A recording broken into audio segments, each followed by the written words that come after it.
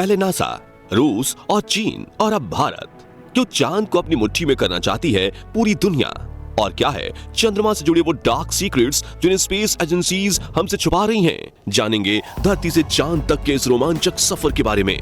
तो इस साल 2024 में नासा भी अपने आर्टेमिस प्रोग्राम के तहत एक बार फिर वैज्ञानिकों को यानी एस्ट्रोनॉट्स को चांद पर भेजने वाला है और चीन भी जल्द ही एक और मून मिशन करने वाला है। लेकिन अब सवाल आता है कि इन सभी देशों को चांद पर ऐसा तो क्या दिख गया जो चारों तरफ चांद पर पहले पहुंचने की होड़ मची हुई है? आखिर चांद से जुड़े ऐसे तो कौन से रहस्य हैं जिनसे पर्दा उठाते ही हमारा चांद को देखने का नजरिया ही बदल जाएगा?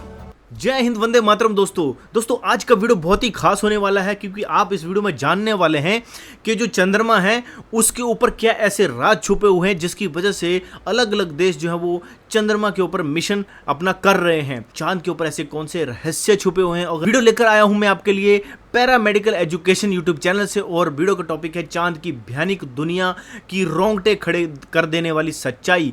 तो इस फुल डॉक्यूमेंट्री में आपको काफी नॉलेज और ज्ञान मिलेगा, तो वीडियो पूरा जो देखेगा। अगर चैनल को सब्सक्राइब नहीं करा है दोस्तों, मित्रों, भाई और बहनों, तो जरूर कर लीजिए।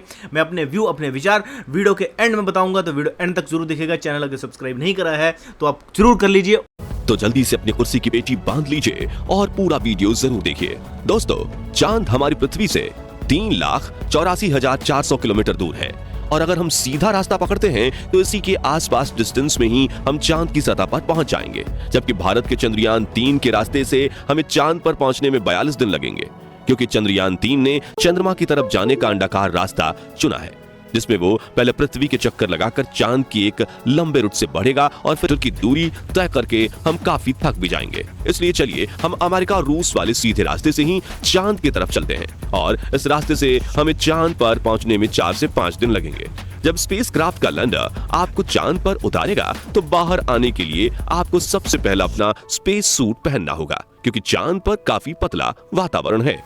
तो दोस्तों, अगर आप भी चांद के ऊपर जाना अगर फ्यूचर में चाहेंगे किसी स्पेस यान के थ्रू, तो अगर अमेरिका की जो टेक्निक है और रशिया की जो टेक्निक है उससे अगर आप जाओगे तो आपसे 4 से 5 दिन लगेंगे। लेकिन इंडिया की टेक्निक से जाओगे तो काफ़ी दिन लगेंगे, मतलब 40-45 दिन पहले आपको धरती के इर्द गिर्द छल्ले की तरह घुमाया जाएगा और फिर वहाँ से छल्ले की तरफ फिर चांद की तरफ फेंक दिया जाएगा। फिर चांद के वातावरण में आप घूमोगे और लगभग 40-45-50 दिन के अंदर अंदर आप जो है वो सेफ लैंडिंग कर सकते हो।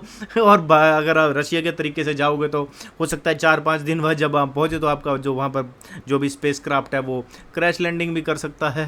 थोड़ा सा यहाँ पर ये चीज़ मतलब बड़ी अच्छी लगी मेरे को, 4-5 दिन वाली है। इसी वक्त बंद स्पेस सूट लैंडर आपको चांद पर उतारेगा तो बाहर आने के लिए आपको सबसे पहले अपना स्पेस सूट पहनना होगा, क्योंकि चांद पर काफी पतला वातावरण है और इसमें ऑक्सीजन मौजूद नहीं है। इसी वजह से सांस लेने के लिए आपको बंद स्पेस सूट के पीछे लगे ऑक्सीजन सिलेंडर का सहारा लेना होगा।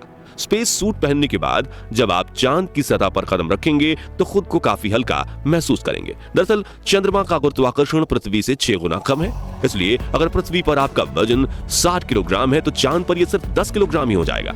इसी वजह से पहली बार चांद पर कदम रखते ही शुरुआत में आपका बैलेंस बिगड़ेगा और आप चलने के बजाय उछलते हुए नीचे भी गिर सकते हो। इसलिए चांद की सतह पर संभल कर कदम रखना जरूरी है। अब चांद की सतह की बात करें तो यहाँ पृथ्वी की तरह सीधे रास्ते नहीं बने हुए हैं, बल्कि चांद की सतह उबड़ खाबड़ है और यहाँ जगह जगह पर चट्टाने, पहाड़ और बड़े बड़े क्रैटर यानी गड्ढे हैं। चांद पर ये गड्ढे अरबों सालों से गिर रहे उल्कापिंडों की वजह से बने हैं और ये 1 सेंटीमीटर से लेकर 2500 किलोमीटर तक बड़े हैं। वहीं चांद की मिट्टी यानी कि लूनर सॉइल बिल्कुल ज्वालामुखी से निकलने वाली राख जितनी पतली है और इसका रंग भी पृथ्वी की मिट्टी से ज्यादा डार्क, बिल्कुल सीमेंट की तरह होता है। इस मिट्टी में खुरदरापन न होने की वजह से आप जैसे ही इस पर कदम रखेंगे आपके पैरों के निशान बन जाएंगे, जिस वजह से चांद पर सबसे पहले कदम रखने वाले एस्ट्रोनॉट नील आर्मस्ट्रॉन्ग और बल्ज एल्ड्रिन के पैरों के निशान आज भी मौजूद हैं। अब चांद की खूबसूरत जमीन देखने के बाद साथियों, आप अपनी नजरें जब ऊपर की तरफ करेंगे तो आपको हमारी पृथ्वी भी दिखाई देगी। जी हाँ, जैसे पृथ्वी पर चांद का उदय होता है वैसे ही चांद पर भी पृथ्वी का उदय होता है। बस फर्क इतना है कि पृथ्वी से देखने पर चांद काफी छोटा लगता है और चांद से देखने पर पृथ्वी बहुत बड़ी दिखाई देती है। और यहाँ से धरती की खूबसूरती देखकर आप मंत्रमुग्ध हो जाओगे। अब अगर आप चांद के उत्तरी ध्रुव पर लैंड करोगे तो आपको अपने आसपास भूतकाल में फैले हुए स्पेस मिशन के स्पेसक्राफ्ट और सैटेलाइट के टुकड़ों के साथ प्लास्टिक बैग में भरा हुआ कूड़ा भी दिखेगा। ये कूड़ा नासा के उन 12 एस्ट्रोनॉट्स ने फेंका है जो चांद पर जा पाए। दरअसल इन बैग्स में इनका मलमूत्र और खाने के रैपर्स वगैरह का वेस्ट है। वहीं अगर आप चांद के दक्षिणी ध्रुव पर उस जगह उतरते हैं जहां 4 साल पहले चंद्रयान 2 क्रैश लैंड होकर गिरा था, तो वो आज भी आपको उतनी बुरी कंडीशन में नहीं मिलेगा, क्योंकि क्रैश लैंड होने के बाद ना तो वो बारिश और ना ही तूफानी बवंडर से रूबरू हुआ है। इसलिए अगर आप उसे अपने स्पेसक्राफ्ट में फिट करके पृथ्वी पर वापस ले आए तो उसे ठीक करके वापस भेजा जा सकता है। दोस्तों, आप ये तो जानते ही होंगे कि स्पेस के सभी सेलेस्टियल ऑब्जेक्ट्स पर अचानक उल्कापिंडों की बारिश हो जाती है। ये तो अच्छा है कि पृथ्वी की मैग्नेटिक फील्ड इन उल्कापिंडों को या तो साइड में धकेल देती है या फिर ग्रेविटी और एटमॉस्फेयर इसे धरती तक पहुंचने के पहले ही जलाकर राख कर देते हैं। लेकिन चांद की मैग्नेटिक फील्ड पृथ्वी के मुकाबले काफी कमजोर है, इसकी ग्रेविटी भी कम है और यहाँ घना वातावरण भी मौजूद नहीं है। इसी वजह से चांद पर लगातार उल्कापिंडों की बारिश होती रहती है। ऐसे में कोई भी उल्कापिंड गिरकर आपको पल भर में मौत के घाट उतार सकता है। इसलिए आपको उल्कापिंडों पर नजर लगाए बैठे कमांड सेंटर के वैज्ञानिकों से लगातार संपर्क बनाए रखना होगा।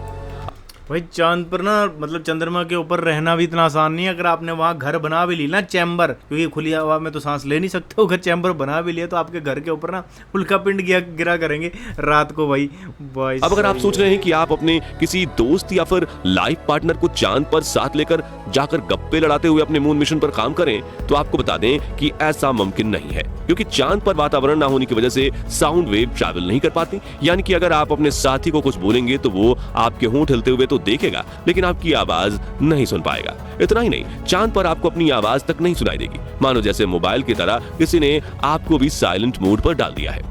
हालांकि एस्ट्रोनॉट्स चांद पर एक प्रेशराइज्ड स्पेस सूट पहनते हैं, जिसमें साउंड वेव को ट्रैवल करवाने के लिए नाइट्रोजन और ऑक्सीजन की मदद से कृत्रिम वायुमंडल बनाया जाता है। साथ ही इन्हें एक माइक्रोफोन वाली हेडफोन पहनाई जाती है, जिसके जरिए ये अपनी साथी और कमांड सेंटर की आवाज सुन सकें और जवाब भी दे सकें। अब दोस्तों, चांद पर अपने काम को पूरा करके जब आप सोने जाएंगे तो सुबह आपको सूरज की रोशनी नींद से नहीं जगाएगी, क्योंकि चांद को अपनी धुरी पर घूमने में 28 दिन लगते हैं, जिस वजह से चंद्रमा पर एक दिन 14 दिन का होता है और 14 दिन की रात होती है। यानी कि वहां एक दिन रात पृथ्वी के 28 दिन के बराबर होता है। ऐसे में अगर आप दिन के समय चांद पर गए तो 24 घंटे ही आपके आसपास उजाला होगा और सोने व जागने के लिए आपको पृथ्वी के समय का इस्तेमाल करना होगा, क्योंकि आपका शरीर उसी तरह से काम कर पाएगा। बता दें कि अंतरिक्ष में गए सभी astronauts omega speedometer professional watch पहनते हैं, जिसमें वो रात का अलार्म लगाकर सोते हैं और सुबह अलार्म बजते ही उठ जाते हैं। साथियों, एक और बड़ी दिक्कत है कि रात के समय चांद का तापमान -130 डिग्री तक पहुंच जाता है, जबकि दिन के समय यही तापमान 120 डिग्री सेल्सियस तक बढ़ जाता है।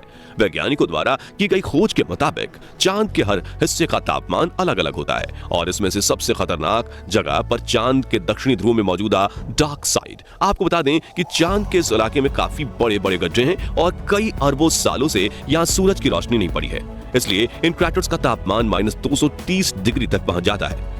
इतने कम तापमान में स्पेसक्राफ्ट के उपकरण काफी ठंडे पड़ जाते हैं और कुछ तो इस तापमान की मार झेल नहीं पाते। इसी वजह भाई साहब, ये देखो हमारी पृथ्वी कितनी हमें मतलब जीवित रखती है, और आज हम लोग बड़े ही वंदे मातरम जब हम बोलते हैं तो वंदे मातरम भी नहीं बोलते। लोग कहते नहीं नहीं हम धरती को ना उतनी इंपॉर्टेंस नहीं देते। वाह क्या घमंड है इंसान का, मैं बाद में बताऊंगा, पहले वीडियो देख लेते हैं। जैसे दुनिया के किसी भी देश ने चांद के दक्षिणी ध्रुव में लैंडिंग नहीं की है, और यही वजह है कि भारत अपने चंद्रयान 3 को वहां पर दिन के समय में ही उतारने वाला है, ताकि तापमान ज्यादा ठंडा ना रहे। और इस लैंडिंग के साथ हम दुनिया के वो पहले देश बन जाएंगे जिसने चांद के दक्षिणी ध्रुव पर फतेह हासिल की है। दोस्तों, चांद अपनी दूरी पर एक चक्कर लगाने में 28 दिन लेता है, वहीं इसे पृथ्वी का एक चक्कर लगाने में भी उतना ही समय लग जाता है। इसलिए हम चांद का सिर्फ एक हिस्सा आज तक देख पाए हैं, और अगर आप चांद के पिछले हिस्से के अंधेरे वाले इलाके पर पहुंच गए तो आपके साथ काफी खौफनाक चीजें हो सकती हैं। बता दें कि चांद पर कई सालों से रिसर्च कर रहे कुछ वैज्ञानिकों का यह भी कहना है कि भूतकाल में वहां कोई एलियन सभ्यता बसी थी,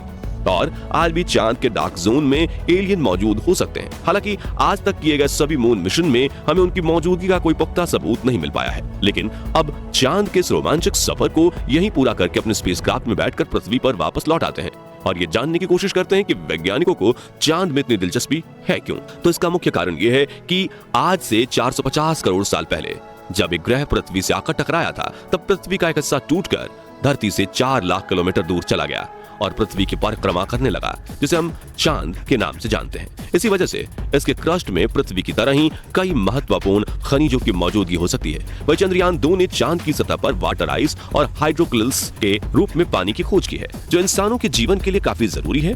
इसके अलावा अंतरिक्ष में चांद ही पृथ्वी के सबसे करीब है, इसलिए भविष्य में वहां जाकर बसना हमारे लिए काफी किफायती साबित होगा। वहीं यहाँ पर हम एक लूनर स्टेशन भी बना सकते हैं। इन्हीं कारणों की वजह से सभी स्पेस एजेंसीज चांद में सबसे ज्यादा दिलचस्पी दिखाती हैं। तो दोस्तों, अगर भविष्य में मौका मिले तो क्या आप चांद पर जाकर बसना चाहेंगे या नहीं?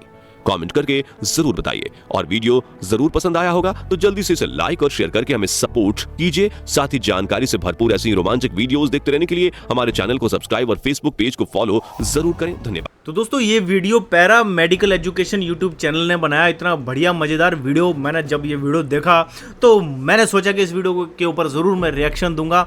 इतने बढ़िया वीडियो बनाते हैं यार लोग, और मतलब कितना नॉलेज, कितना मतलब यूट्यूब पे नॉलेज भरा हुआ है, बस आपको लेने की ज़रूरत है दोस्तों। और जैसे कि मैं अपने चैनल के माध्यम से आपके लिए ज्ञान, विज्ञान, धर्म का चीज़ें जो है लेके आता रहता हूँ, जिससे आपको नॉलेज मिलता है। अब दोस्तों आ जाते हैं मुद्दे की बात पे। जो इस वीडियो लाने का जो पर्पस है मेरा, वो ये है कि आपको इस बात की इंपॉर्टेंस दिलाना कि हमारा अर्थ हमारे लिए कितना ज़्यादा इंपॉर्टेंट है। हमारी जो धरती माता है, धरती मेरी माँ है, धरती को गाली नहीं देने का, तो धरती को पूजा करने का, धरती को वंदे मातरम बोलने का। जो लोग नहीं बोलते हैं ना, घमंडी इंसान, वो वैसे तो माथा तो ये दिन भर 5 बार ही टेकते हैं, धरती माता को ही टेकते हैं। अब ये माने ना माने, लेकिन इनके माथे भी यहाँ से काले हो जाते हैं, धरती माता के जो है माथा नीचे जो सिर लगाकर। देखिए पता क्या होता है, देखिए कुदरत ना अपने आप आपसे भक्ति करवा रही है। नाम आपको किसी और का दिया जा रहा है, लेकिन भक्ति वो कुदरत ही करवा रही है। वैसे वो लोग बोलते हैं जड़ चीज़ों को नहीं पूजना चाहिए। भैया ये तो जड़ चीज़ें, इसमें तो चेतना नहीं है।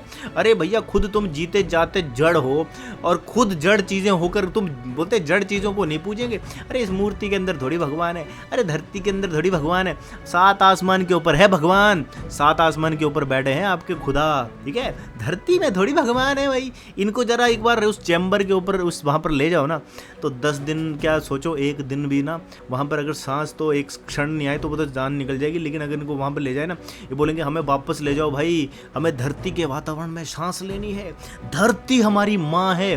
वंदे मातरम बोलना बहुत ज़्यादा जरूरी है, यहाँ पर इंपॉर्टेंस पता चलती है। बाकी रही बात इन मिशन की, ये मिशन जो है वो साइंटिफिक रिसर्च के लिए यूज़ होने वाले मिशन है।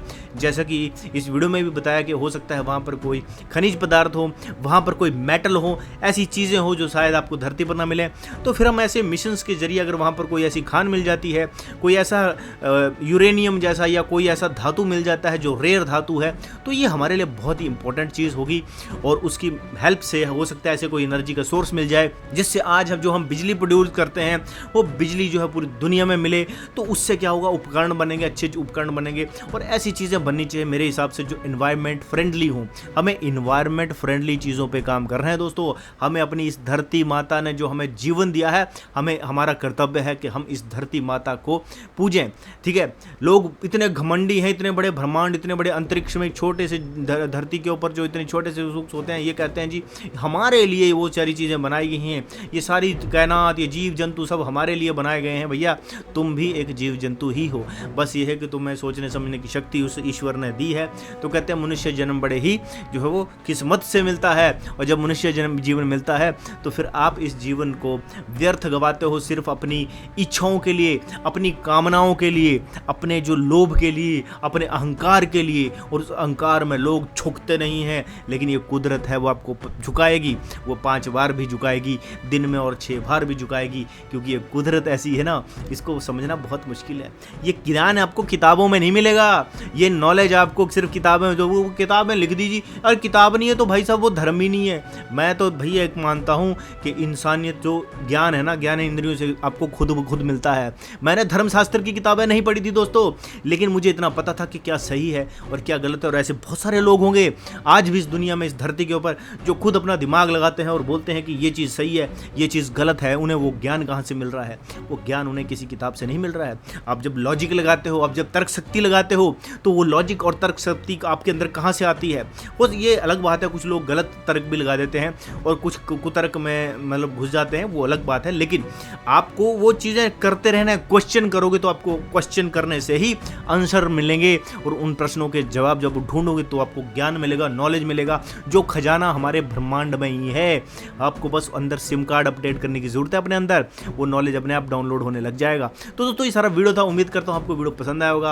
अगर आपको वीडियो पसंद आया तो वीडियो को लाइक जरूर कीजिए, शेयर जरूर कीजिए। ऐसी वीडियो चैनल पर लेकर आता रहूंगा। मिलूंगा नेक्स्ट वीडियो में, तब तक दोस्तों जय हिंद, वंदे मातरम।